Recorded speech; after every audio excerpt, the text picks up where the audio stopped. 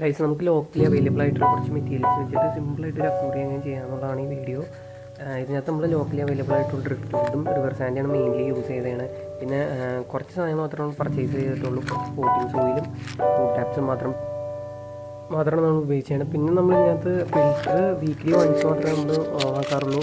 ബാക്കി full plants ആണ് ഇതിൻ്റെ അമോണിയം ബാക്കിയുള്ള വേസ്റ്റ് ഫുൾ വലിച്ചെടുക്കണം.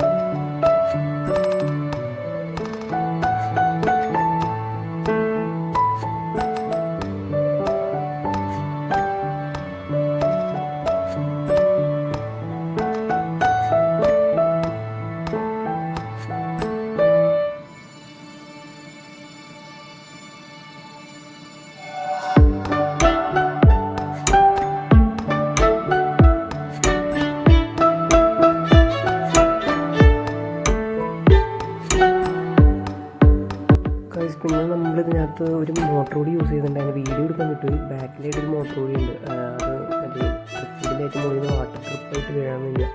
പിന്നെ അപ്പുറത്തെ ഡ്രിഫ്റ്റ് ഫുഡിലേക്ക് ഇതിൽ നിന്ന് തന്നെ കണക്ഷൻ പോയുണ്ട്.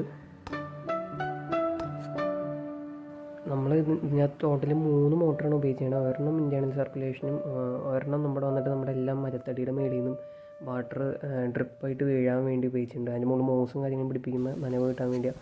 പിന്നെ ഒരെണ്ണം ഫിൽറ്ററിലേക്ക് കണക്ട് ചെയ്യുന്നുണ്ട്. അങ്ങനെ ടോട്ടൽ 3 മോട്ടറാണ് നമ്മൾ യൂസ് ചെയ്തത്.